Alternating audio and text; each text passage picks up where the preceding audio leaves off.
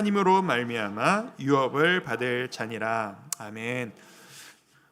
우리가 지난주부터 기도에 대한 말씀을 나누고 있습니다. 그리고 또 3층에 기도실을 열었습니다. 기도실 열었더니 주중에 참 많은, 제가 이렇게 계속 왔다 갔다 하면서 창밖으로 이렇게 누가 계시나 쳐다보고 있었거든요. 볼 때마다 많은 성도님들이 한 분씩 두 분씩 끊이지 않고 찾아오셔서 기도의 자리에 앉아 계신 것을 보고 참 얼마나 감사했는지를 모릅니다. 그리고 각 가정에서 이렇게 상황이 되지 않으셔서 각 가정에서 같은 마음으로 기도해 주셨던 분들이 많이 계신 것 알고 있습니다. 저는 기도하면서 계속 느낍니다. 기도가 우리 교회를 살린다. 그런 의미에서 이번 주에 기도실 찾아오신 성도님들, 가정에서 기도하신 성도님들은 우리 교회를 정말 세우고 계신 분들이십니다. 진심으로 감사한 말씀 전해드리고 싶고요. 앞으로 우리가 더욱더 열심히 기도했으면 좋겠다라는 마음입니다. 기도하면 기도할수록 그런 생각이 좀 듭니다. 이번 기회가 온 교회가 함께 기도에 대해서 바른 자세에 새롭게 도전하는 계기를 갖는 것이 우리 교회의 변환점이자 좀 분수령이 되겠다라고 하는 그 도전이 제 마음속에 자꾸 듭니다. 우리는 기도하는 만큼 성장할 것이고, 기도하는 만큼 더 평안해질 것이고, 기도하는 만큼 더 행복해질 수 있을 것이라 저는 확신합니다. 우리 열심히 또 이 말씀 따라서 한 걸음씩 한 걸음씩 기도하면서 나아가는 가운데 승리를 경험하실 수 있었으면 좋겠습니다. 제가 지난주에 성도님들과 이렇게 약속 드렸었잖아요. 몸 관리하겠다, 기도 열심히 하겠다, 이런 말씀 드렸는데 그 약속 지키려고 열심히 하고 있습니다. 얼굴 좀 타지 않았습니까? 안 탔나요? 조명 때문에 티가 안 나나요? 제가 매일 6km씩 뛰려고 애쓰고 이 날씨에 진짜 열심히 눈 뜨자마자 하나님 앞에 나가서 기도하면서 6km씩 매일 열심히 뛰고 있습니다. 힘들더라고요. 오랜만에 군 제대 이후에 이렇게 열심히 뛰는 게 처음인데 하면서 진짜 행복하게 열심히 뛰고 있고요. 동시에 뛰면서 뭐 하겠어요? 1시간 정도 시간이 걸리더라고요. 걷다가 뛰다가 이렇게 하고 있는데 내내 말씀 듣습니다. 말씀 들으면서 특별히 어떤 말씀을 듣고 있냐면 우리 선배 목사님들, 존경하는 선배 목사님들 중에 평생을 기도로 목회하셨던 목사님들의 그 설교들을 일주일 동안 일부러 계속 찾아 듣고 있습니다. 출퇴근길에 운동하면서 듣고 있는데 정말 많은 것들을 배웁니다. 정말 많은 것들을 배우고 또 그분들에게 고개가 숙여지고 그런 경험들을 제가 하고 있습니다. 솔직히 저를 비롯한 이제 저같이 좀 젊은 목사들에게 좀 약간 잘못하면 실수할 수 있는 이런 자세들이 있습니다. 시대가 바뀌었으니 좀 이제 시대에 맞는 새로운 목회를 해야 한다. 그래서 우리 선배 목사님들과는 좀 다른 형식으로 목회를 하려고 하는 그런 모습들이 저희 같은 좀 젊은 목사들에게 있는 게 사실 어느 정도는 사실입니다. 그러다 보니까 실수하는 부분들이 있어요. 물론 이제 성도님들을 실망시켜드리는 그런 목사들의 모습이라던가 지나치게 좀 대접받으려고 하는 좀 권위주의적인 모습이라던가 그런 것들은 고치는 게 옳다고 생각합니다만 우리 한국 교회를 세우신 우리 선배 목사님들, 신앙의 선배님들의 모습들, 기도 아니고서는 아무것도 할 수 없다, 기도로서 모든 것들을 뚫어가시는 그 모습들을 보면서 이건 진짜 배워야 한다, 진짜 무릎 꿇고 교회가 어떻게 돌아갈 수 있겠는가, 이런 도전을 참 많이 받고 있습니다. 옹고지신이라는 말이 있지 않습니까? 옛날 것들을, 아름다운 것들을 취하고 또 새로운 것들을 위해 나아가는 그런 우리 교회, 그리고 저의 목회 될 수 있기를 하루하루 기도하면서 나아가고 있습니다. 자, 지난주부터 이제 기도를 처음 하는 분들, 기도를 해야 한다는 것은 알겠는데 어떻게 해야 할지 모르겠다라고 조금 그렇게 생각하시는 분들에게 가이드를 드린다라는 마음으로 이제 말씀을 전해드리기 시작했습니다. 지난주에 어떤 말씀 나눴는지 기억하시나요? 요약하지만 한 가지였습니다. 솔직하게 있는 그대로 가자. 시작이 반이다. 우리 너무 하나님 앞에서 믿음 있는 척, 괜찮은 척, 이겨낼 수 있는 척, 안 힘든 척 하지 말자. 그냥 있는 대로 솔직한 마음, 하나님 어차피 다 알고 계시는데 거짓말하지 말고 그냥 다 쏟아붓자. 그 시작이 모두고 반이다. 이것이 우리에게 정말 중요하다라는 말씀 드렸습니다. 오늘은 그 다음 단계, 기초 단계 2단계입니다. 오늘은 기도하면 우리가 떠올리는 이미지, 주시옵소서 라고 하는 이 기도 내용에 대한 이야기를 여러분들과 좀 나누려고 합니다. 사실 우리가 기도할 때 가장 많이 말하는 내용이 바로 이 주시옵소서라는 이야기일 거예요. 그리고 사실 기도할 때 주시옵소서, 이거 주세요라고 하는 태도는 비단 우리 하나님을 믿는 하나님의 자녀들만의 태도는 아닌 것이 우리나라 사람들도 이런 자세가 늘 주시옵소서라는 태도가 있어요. 전래동화 보고 옛날에 전설의 고향 같은 거 같으면 그런 이미지가 있잖아요. 그렇게 어머니가 이렇게 보름달 떴을 때 그 앞에 물 한 그릇 대접 놓고 그 앞에 손편을 들면서 비나이다 비나이다 뭐 천지신명께 빕니다. 뭐 우리 아들 과거에 급제하고 돌아올 수 있도록 도와주십시오. 남편을 도와주십시오. 뭐 이런 이미지가 우리에게 있지 않습니까? 우리에게 기도라고 하면은 주시옵소서, 내가 이걸 원합니다. 내 소원 들어주세요. 잘 봐주세요. 이런 이미지가 우리 모두에게 있습니다. 옛날부터 우리 신앙의 선배님들, 우리 믿음의 어머니들, 믿음의 할머님들은 교회에서 항상 철야로 기도하셨던 기억이 있습니다. 요즘 우리가 뭐 금요기도에 철야 기도에 말은 하지만 요즘 우리가 하는 건 철야가 아니잖아요, 사실. 진짜 철야를 했어요. 옛날에 진짜 밤새 기도하셨던 걸 봤던 기억이 있어요. 저도 했던 기억들이 있고, 진짜 밤 10시에 모여가지고 해 뜰 때까지 기도하는 우리 부모님들의 모습들 보시지 않으셨습니까? 우리 믿음의 어머니들이 밤새 눈물로 기도하며 주여 내 아들 딸 복 주시옵소서, 잘 될 수 있도록 도와주시옵소서, 우리 가문 먹고 살 수 있도록, 우리 집안 굶어 죽지 않도록 좀 도와주십시오라고 눈물로 기도했던 우리 믿음의 어머니들의 모습을 우리는 보면서 자라오지 않았습니까? 그런데 제가 교회 안에서 자라고 또 신학교를 다니면서 제가 대학 때쯤부터 그런 목소리를 들었던 것 같아요. 주시옵소서라는 기도를 하다가 언젠가부터 교회에서 좀 이 너무 달라라고 하는 그 기복주의 신앙이라고 합니다. 달라라고만 하는 그 기복주의 신앙에 너무 집중하는 것이 그렇게 아름답지 못하다라고 하는 목소리들을 내는 그런 모습들이 나타나기 시작을 했습니다. 그때부터 이제 사람들이 약간 혼동을 한다는 것을 좀 느끼기 시작했습니다. 생각해 보세요. 이제 여러분 기도하실 때 이거 주세요라고 하는 내용을 빼고 기도하면 어떤 내용이 남으세요? 여러분의 기도에서 사실 별로 남는 게 없어요. 그렇죠? 우리가 기도할 때 하나님 이것 좀 주세요, 이 부탁 좀 들어주세요라는 뭐 주세요라는 내용을 다 빼면 진짜 내용이 남는 게 별로 없어요. 이게 우리의 어려움인 거죠.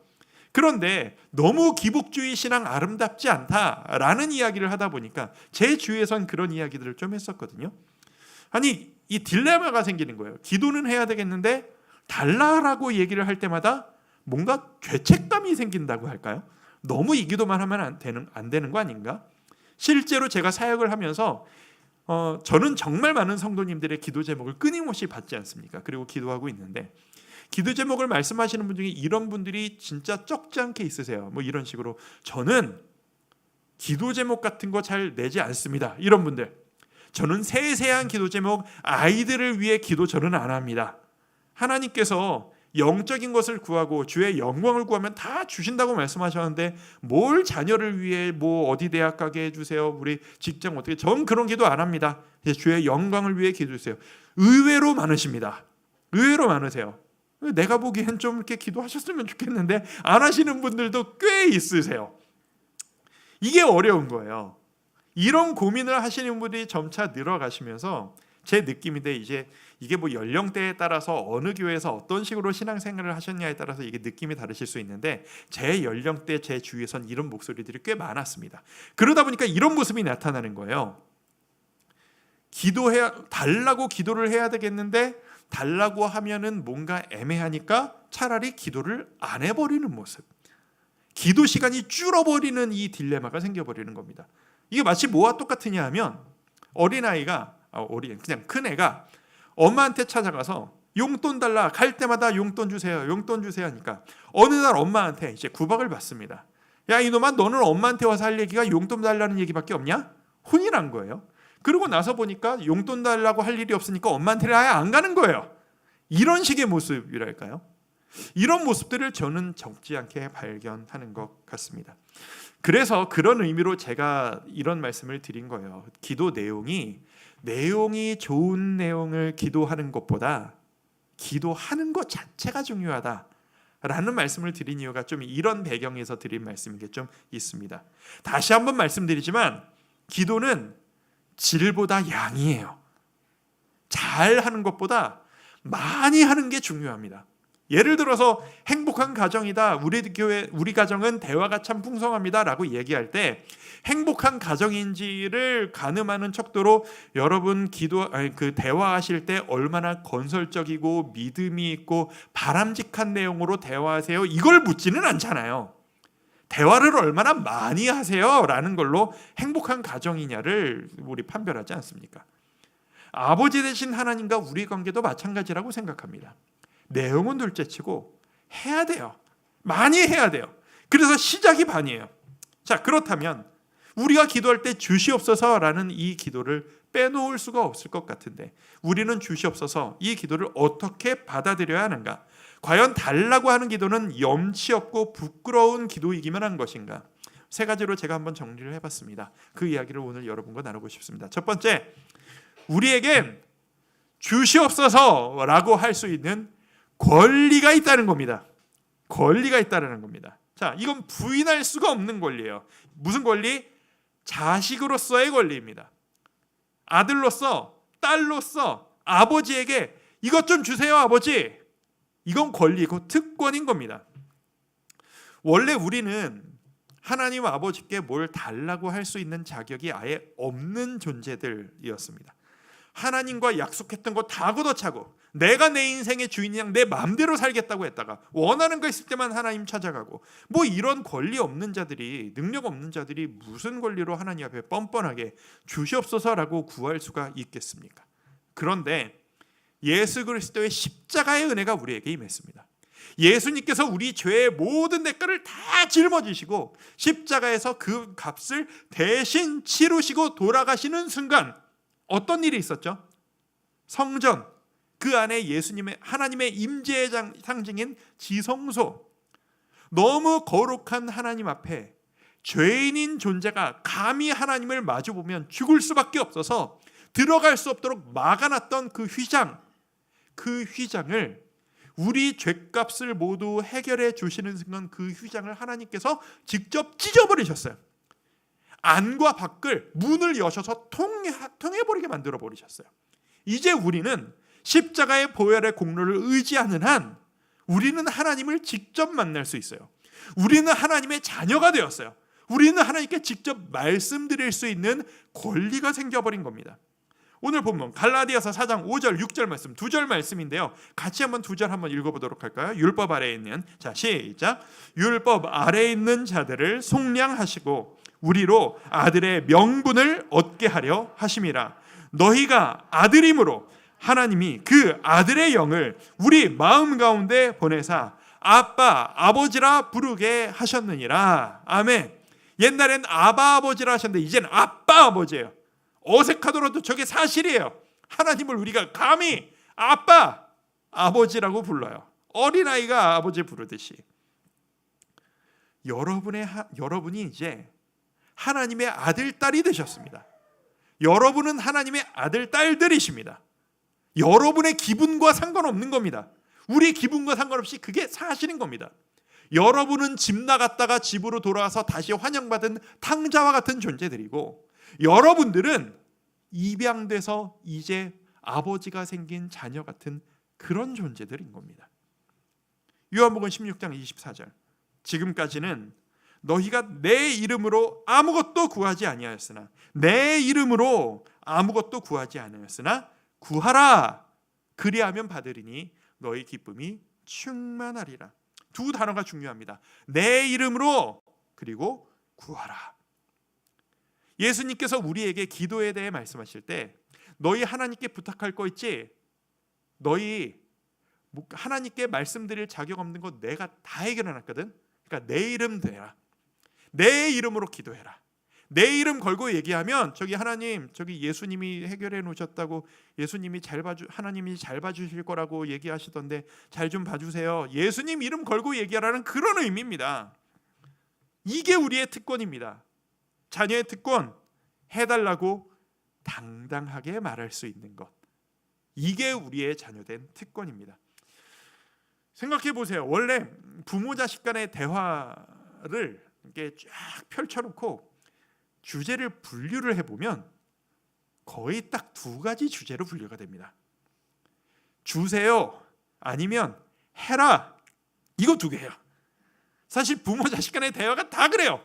자식은 부모에게 끊임없이 주세요. 엄마 배고파요. 밥 주세요. 엄마 심심해요. 놀게 해주세요. 엄마 영화 보고 싶어요. 극장 보내주세요. 저거 하고 싶은데 저거 하게 허락해 주세요. 부모는 자식에게 너 숙제 다 했냐? 밥 먹었냐? 밥 먹어라. 할 일 해라. 네 책임 다 해라. 약속한 거 지켜라. 이거 빼면 원래 부모 자식 간의 대화가 그런 거예요. 원래 남는 이야기가 별로 없어요. 이게 자연스러운 대화인 겁니다. 강조하고 또 강조합니다. 여러분 아버지한테 해달라 말씀하실 수 있습니다. 제가 이번 주에 설교를 들으면서 한 목사님의 설교 가운데 들었던 예화를 한번 전달해 드리고 싶습니다. 한 선교사님의 실화입니다. 한 선교사님께서 나이가 좀 있는 어느 정도 큰 어린아이를 입양을 하셨답니다. 이 입양을 받은 아이가 이제 커서 사리분별을 다 하는 나이에 공개 입양을 한 거예요. 그러니까 이제 고아원에 있다가 이제 들어온 거죠. 근데 이 아이가 바뀐 환경에 적응을 못 한다는 거예요. 적응을 못해서 아무것도 이 선교사님께 해달라는 이야기를 안 한대요.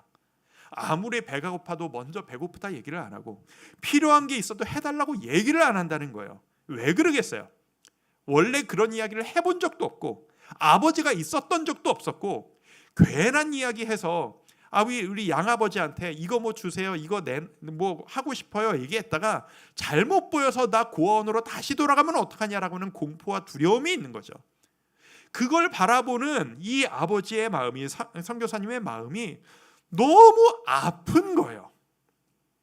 나는 이 아이를 내 아이로 받아들이기로 인정하고 결론이 났는데 이 아이는 아직 나를 못 믿는구나. 자기가 어떤 위치에 있는지를 실감을 못하는구나. 내 사랑을 아직 믿지를 못하는구나. 자녀를 사랑하는 만큼 이 선교사님의 마음이 찢어지도록 아프셨다라는 겁니다. 그런데 어느 날 이 아이가 시간이 지나서 정말 민망해하고 어쩔 수 없다라는 마음으로 모기 같은 목소리로 이 선교사님한테 부탁을 했다는 거예요. 무슨 부탁? 저기 아버지라고 부르라고 했는 모양이죠. 아버지, 제가 신발이 운동화가 끈이 끊어졌어요. 죄송한데요. 운동화 끈 하나만 사주시면 안 돼요? 이 부탁을 했다는 거예요. 이 선교사님이 그 부탁을 듣는 순간 너무 기쁘고 행복했다는 거예요. 드디어 이 아이가 딸이었대요. 이 딸이 나한테 뭘 사달라고 부탁을 하는구나. 아버지의 마음이 운동화 끈 끊어졌다고 끈 사달라고 하는 아이에게 운동화 끈만 사줄 아버지가 어디 있어요? 새 신을 신겨주는 거죠. 그게 아버지의 마음인 겁니다. 여러분, 하나님께 달라, 이거 주세요, 기도하고 계십니까? 못하고 계시다면 왜 못하고 계십니까? 왜 안 하고 계십니까? 여러분도 혹시 하나님을 진짜 내 아버지라고 못 믿고 계신 것은 아니십니까? 내가 구한다고 진짜로 줄까? 기대했다가 실망하면 어떡하지? 라고 하는 아픈 마음을 가지고 계신 것은 아니십니까? 구하십시오. 여러분이 아버지께 구할 때 하나님은 기뻐서 운동화 끈이 아닌 더한 운동화를 새로 사서 신겨주시는 복을 여러분에게 부어주실 것입니다. 이게 우리의 아버지시라는 거예요. 이 마음으로 아버지 앞에 구하다 보면 이제 두 번째로 넘어갑니다.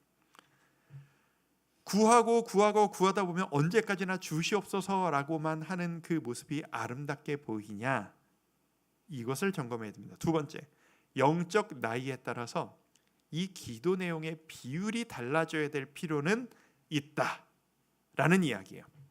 자, 이게 무슨 얘기냐 하면 제가 이렇게 한번 풀어드릴게요. 영적 나이에 따라 기도 내용이 비율이 달라져야 된다. 이게 아까 제가 말씀드렸던 너무 달라고만 하면 안 돼라고 하는 이 문제가 바로 이 부분에서의 혼동에서 야기된 것 아닐까라고 저는 개인적으로 생각하고 있는데, 저는 하나님과 우리 관계를 생각할 때 하나님이 우리를 보실 때 우리가 좀 영적 나이가 있다라고 보시지 않을까라는 생각을 좀 하고는 합니다. 영적 어린아이가 있고 영적인 어른이 있으실 것 같다라는 생각이 저는 드는 거예요. 영적 어린아이가 있고 영적인 어린이가 있고 영적 청소년 질풍노도의 시기가 있고 영적인 어른 성인이 있을 거예요. 자, 여러분, 어린아이, 영적인 어린아이, 이제 막 하나님을 믿고 하나님을 기뻐하는 그때는요, 여러분 경험 있으시잖아요. 하나님 생각만 하면 너무 행복해요. 예배만 드리면 눈물이 나요. 여러분 그때 기억하세요? 기도만 하면 그냥 기도 제목이 막 응답이 막 돼요. 왠지 아세요? 어린아이여서 그래요.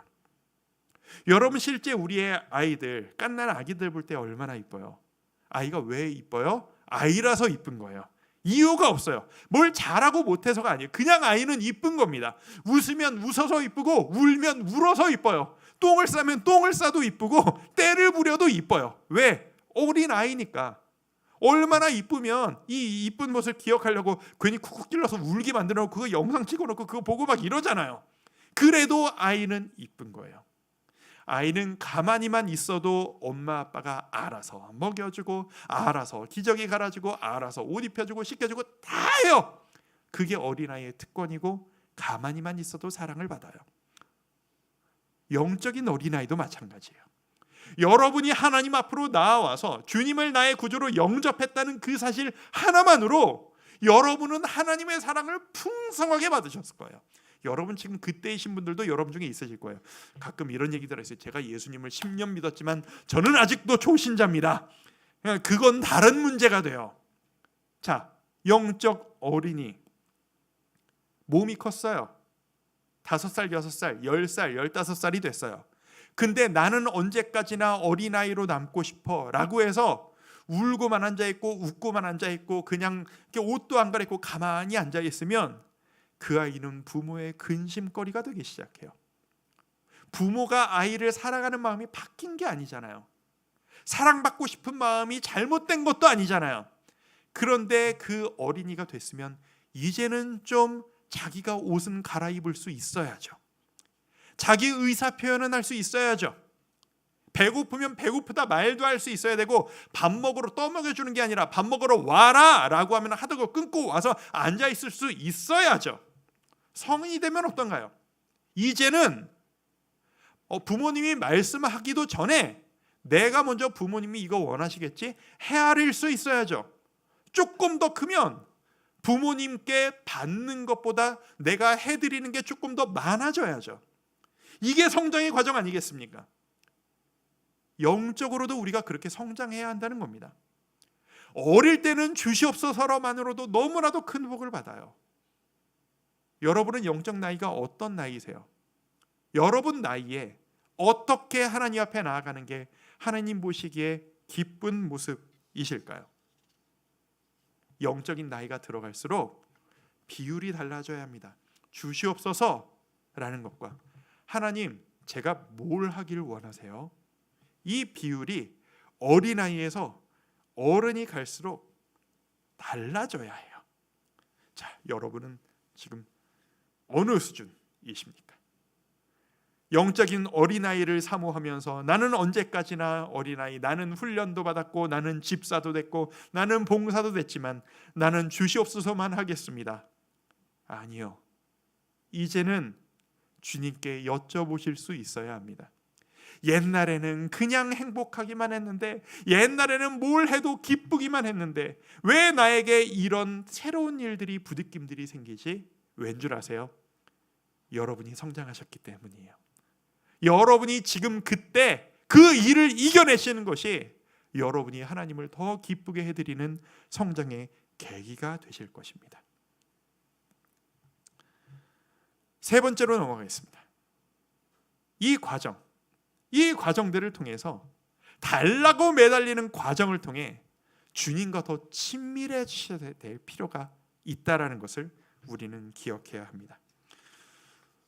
달라라고 하는 자녀의 마음, 그 자녀의 마음을 하나님께서 기쁘게 받으실 텐데 그게 끝이 아니라는 거예요. 하나님이 원하시는 게 있어요.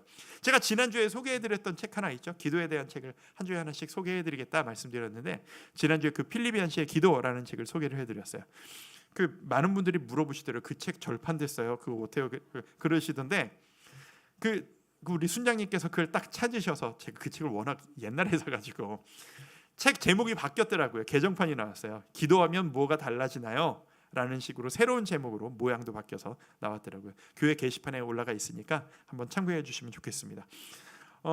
그 책에 보면 제가 정말 좋아하는 여러 가지 대목이 있는데, 그 대목 중에 이런 대목이 있어요. 제가 한번 읽어드릴게요. 아이는 선물로 받고 싶은 것들을 잔뜩 적은 쪽지를 들고 아빠 무릎으로 기어오르지만 원하는 걸 다 얻을 수 없을지도 모른다. 그 다음 대목을 제가 자막으로 좀 올려드렸어요. 그러나 아버지의 무릎에 앉아 소원을 털어놓았다는 사실 자체가 부모 자식의 유대를 더욱 단단히 만들어준다. 부모 자식의 유대를 더욱 단단히 만들어준다. 아버지가 가장 소중하게 생각하는 건 바로 그 유대감이다. 이거예요. 우리 아버지가 우리 기도를 왜 들으실까요? 여러분이 달라고 하기를 왜 기다리고 계실까요? 이 유대감 느끼고 싶으셔서요. 네가 원하면 내가 뭘 못 해주겠니? 자, 이거 받고 아빠 좀 바라봐. 이거 누가 줬지? 아빠가. 이걸 하나님이 원하시는 거예요. 언제나 주고 싶어하는 부모의 마음은 자녀와 가까워지고 싶은 겁니다. 말 한마디라도 더 나누고 싶은 겁니다. 내가 너와 가까이 할 수 있다면 뭘 못 주겠니 하는 마음. 그런 의미에서 여러분이 여쭙고 싶어요. 성도 여러분, 지난 한 주간 얼마나 기도하셨어요? 그리고 하나님과 얼마나 많이 마음을 터놓는 대화를 하셨어요? 그 대화 가운데 하나님의 심정을 헤아리고 주님과 교통하려고 애쓰신 시간은 얼마나 되십니까? 혹시 내 소원만 주구장창 늘어놓느라 거기에만 온 정신이 집중되어서 이런 나를 바라보시는 하나님의 마음이 어떤지는 하나도 생각하지 않고, 하나님은 저 뒤로 몰아놓고 내가 구할 것만 주문하듯이 다 쏟아놓는, 혹시 그런 기도를 한 건 아니신지요? 예나 지금이나 가장 많이 언급되어지는, 그리고 가장 많이 받는 기도 제목 중에 하나가 뭐냐 하면 그 자녀의 입시를 위한 기도일 겁니다. 우리 모두가 그 기도를 경험했을 겁니다. 여러분이 기도 당사자로서, 아니면은 여러분의 자녀를 위해서 다 해보지 않으셨어요? 저도 참 많이 했습니다. 우리 안 해본 이 기도 아는 사람 누가 있겠어요? 제가 이 자녀의 입시를 위한 기도를 그 누구보다도 많이, 그 누구보다도 치열하게, 그 누구보다도 열심히 했던 한 사람을 알고 있습니다. 접니다. 제가 그 기도를 진짜 치열하게 열심히 했거든요. 제가 이 얘기를 수요 예배 때 한번 오픈을 한 적이 있는데, 많이 안 들으셨으니까 한 번 더 오늘 좀 말씀을 간략하게 드리려고 해요. 제가 그 교육열이 참 대단하신 부모님 밑에서 자란 첫째 아들이에요. 가문의 종손이에요. 그래서 가문을 일으켜야 한다는 책임감을 가지고 자랐던 아이였어요. 근데 제가 어떻게 글씨를 좀 빨리 깼네요. 제가 부모님의 말로서는 맞는지 모르겠지만 3살 때 제가 글씨를 뗐대요. 그러니까 집안에 난리가 난 거죠. 우리 집 종손의 장문이 천재가 났다. 얘가 우리 집안을 일으켜야 되겠다. 이게 난리가 난 거예요. 제가 그래서 그 3살 때부터 얘는 서울법대 가야 된다 얘기를 제가 그때부터 들으면서 컸어요. 제 인생의 목표가 좋은 대학 가서 판검사 되는 거였어요. 부모님한테 그렇게 들었으니까 진짜 그래야 되는 줄 아는 착한 아이였거든요. 부모님께 반항할 줄 모르는 착한 아들이었어요. 네, 그렇게 됐어요. 그러다가 중학교 때 주님을 인격적으로 만났어요. 이 두 가지가 합쳐진 겁니다. 그 결과가 어떻게 됐냐면, 제가 밤마다 주님을 찾아가서 기도를 했어요. 어떤 식으로 기도를 했느냐? 참 지금 생각하면 어떻게 했나 싶습니다. 아버지가 퇴근을 한 9시 10시쯤 하셨는데, 그때 제가 이렇게 3층 아파트에 살았거든요. 3층 아파트에서 이제 창문을 열어놓고 있습니다. 그러면 퇴근하시면 안 들어오시고 창문 밖에서 차크러시를 빵 하세요. 그럼 오셨구나. 그리고 옷을 입고 이렇게 내려갑니다. 아버지랑 차를 타고 교회를 가는 거예요. 그때 제가 살던 곳이 이제 서울 한강에서 이제 한남대교 남단, 제가 강남 출신입니다. 여러분, 그 거기에서 교회가 이제 그 태어나서 자란 모교회가 그 동호대교 건너서 아시는지 모르겠어요. 그 약수역이라고 있어요. 지금은 다 이렇게 재개발돼서 되게 좋아졌는데 옛날엔 되게 이렇게 허름하고 그런 동네였거든요. 그 한가운데 있는 골목에 있는 작은 오래된 교회였습니다. 아버지랑 저랑 한 30분 차를 타고 그 한강을 건너서 매일 그 교회를 찾아간 거예요. 그래서 사찰 집사님이 하도 자주 오니까 아예 키를 복사해서 주셨어요. 아버지랑 둘이 그 철문 삐걱하고 열고 들어가서 본당문 열고 들어가서 본당에 작은 불 하나 켜놓고 정해진 자리가 있었어요. 아버지는 앞에서 3번째 줄, 저는 5번째 줄, 오른쪽 여기 자리에 앉아가지고 그리고 한 30분을 기도했어요. 매일 무엇을 위해?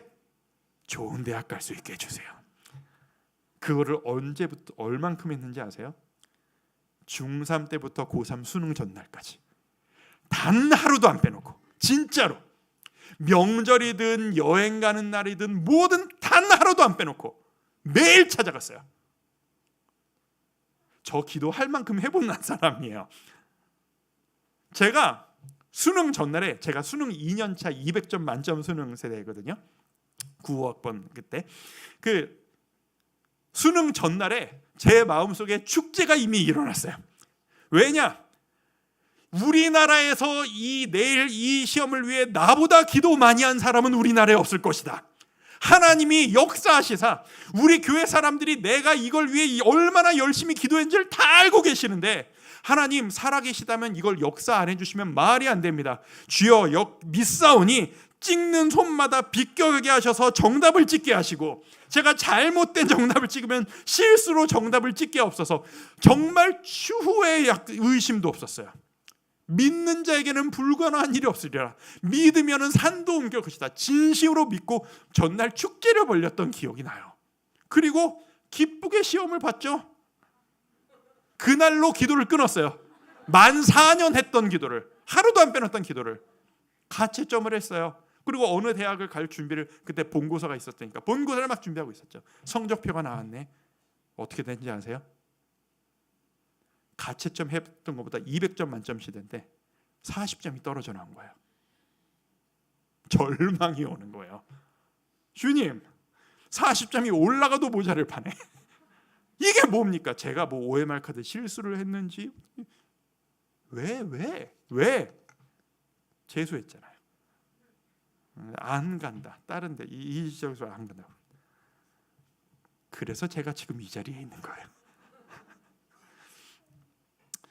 성도 여러분, 제가 그때 4년 동안을 매일 교회를 찾아와서 그 기도하는 매일 밤마다 그 어두운데 불 하나 켜고 기도했던 그 모든 순간들이 저에게 아름다운 추억으로 남겨져 있어요. 차를 타고 밤마다 강을 건넜던 그 한강 동호대교를 건넜던 길들, 그 추억들, 그리고 그 앉아서 그 교회의 내부의 그 구조, 그 냄새, 그 흐릿한 조명, 그 모든 것들이 기억하고 아련한 추억으로 남겨져 있어요. 아름다워요. 그런데 그 아름다운 추억 가운데 한가운데 저의 욕망이 있었어요. 제가 원하는 게 있었어요. 그게 철저하게 타협되지 않았어요. 4년 동안 기도를 하는 내내 주님, 저는 뜻이 정해져 있어요. 이거 해주셔야 돼요. 하나님이 저를 향한 계획, 나를 통해서 뭘 하실 것인가 관심조차 갖지 않았어요. 주님, 원하는 게 있어요. 주세요.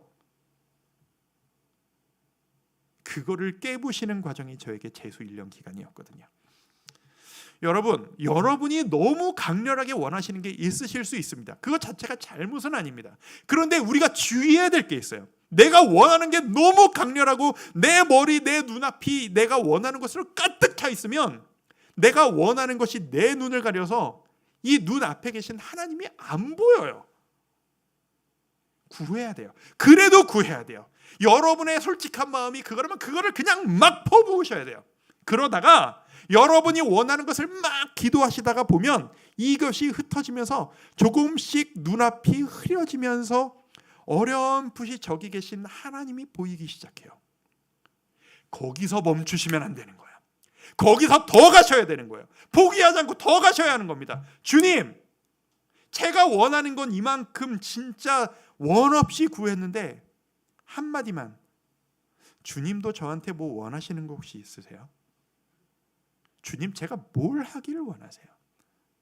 거기까지 가셔야 한다는 겁니다.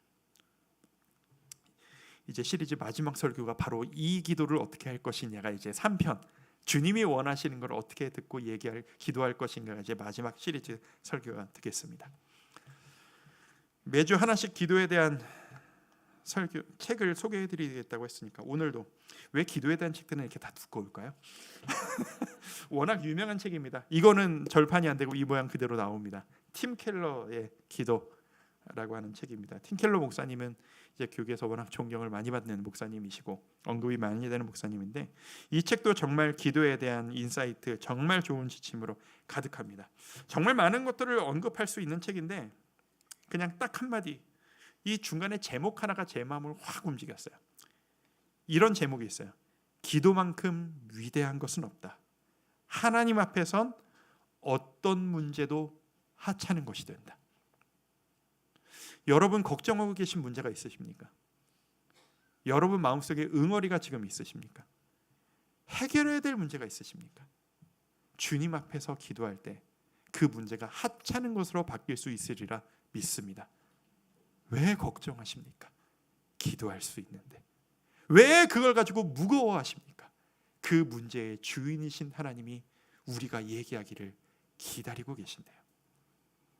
제가 한 주간 기도하면서, 하나님, 제가 기도하자고 성도님들한테 계속 부르짖고 있는데 제가 더 많이 기도해야 되지 않겠습니까? 라고 예전보다 조금 더 많이 기도를 하려고 애를 쓰면서 하루하루를 보내고 있습니다. 풍성한 시간을 보내고 있습니다. 제 사무실에 앉아서 제 혼자만의 장소에서 풍성한 시간들을 정말 많이 보내고 있어요. 얼마나 좋은지 모르겠어요. 기도하다 보니까 제 속에 생긴 제일 큰 변화가 뭔지 아세요? 담대해져요. 사람이. 걱정이 없어지기보다는 약해져요. 하나님이 더 커지시기 때문에 그 앞에서 내 걱정이, 두려움이 약해지기 시작하더라고요. 저 솔직히 두려웠거든요. 막막했거든요. 이 교회를 어떻게 하나? 이 주와 함께 교회 어떻게 하나? 우리 성도님들 숫자 줄어드시면 어떻게 하나? 돌아가시면 어떻게 하나? 어떻게 성장할 수 있나? 어떻게 우리는 주님을 기쁘게 해드릴 수 있는 교회가 될 수 있나? 기도하다 보니 이런 생각이 드는 거예요. 내가 그걸 왜 걱정하고 앉아있나? 이 교회의 주인이신 주님께서 내가 내 앞에 서기를 기다리고 계신데, 그 주님께 내가 모든 것 다 내어놓고 기도하면 주인이신 그분께서, 야, 너희 교회 이렇게 해라, 그것만 하면 되는 거 아니겠어요? 그것보다 더 큰 해결책이 어디에 있겠습니까? 우리의 삶도 마찬가지입니다. 어떤 짐을 가지고 계십니까? 어떤 고통을 가지고 계십니까? 주님 앞에 나아가십시오. 기도하십시오. 기도를 통해 주님을 경험하십시오.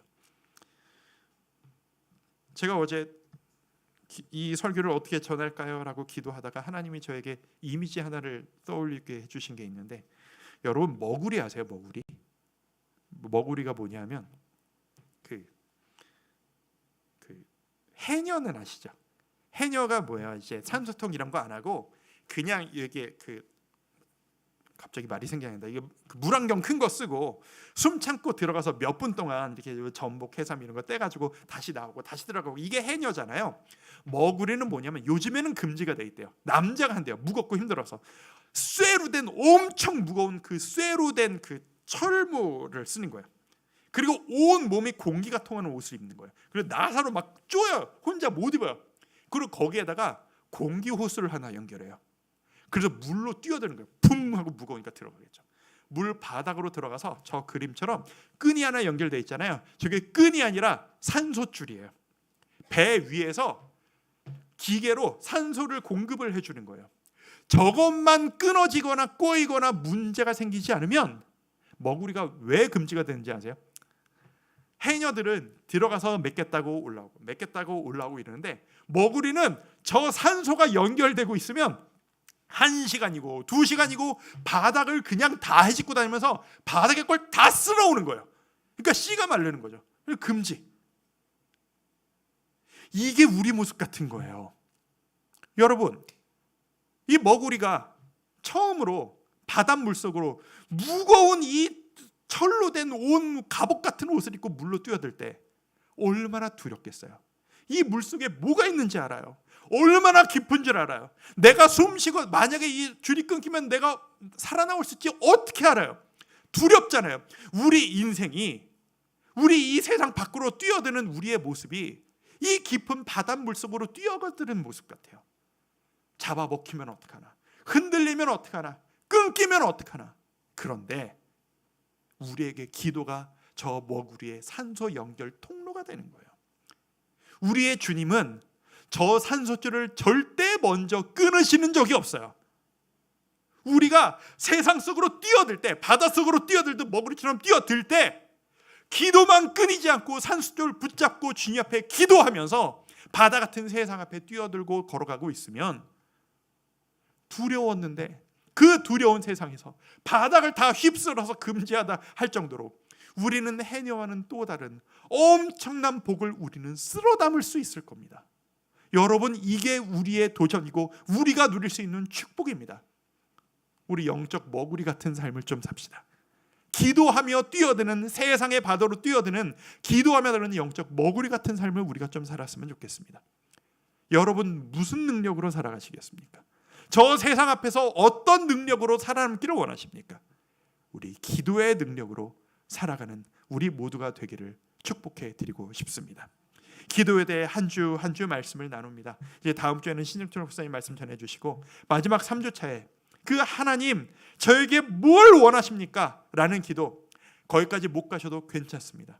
다 들으면 그때 기도 시작해야지. 아니요, 오늘부터 시작하는 겁니다. 기도는 그냥 무조건 시작하는 겁니다. 주님, 저 이거 필요합니다. 솔직히 내 마음이 그러니까 저 이것 좀 주세요. 제 마음 좀 풀어주세요. 저 사람 미워지지 않게 도와주세요. 처절하게 주님 앞에 아들로서, 딸로서 필요한 것을 구하며 주의 자녀의 특권을 누리시는 우리 주안개교회 성도 여러분들 되시기를 주님의 이름으로 축원드립니다. 우리 그 마음으로, 우리 아버지 앞에 나아가는 마음으로 이 찬양 한번 드리죠. 아바 아버지, 아바 아버지라는 찬양입니다. 나를 안으시고 바라보시는 아바 아버지, 나를 도우시고 힘주시는 아버지, 내 마음을 고치시고 상처를 만져주시는 아버지, 나의 아버지 되신 그분 앞에 이 찬양 드리며 나아가도록 하겠습니다. 함께 찬양합니다. 아바 아버지, 아바 아버지,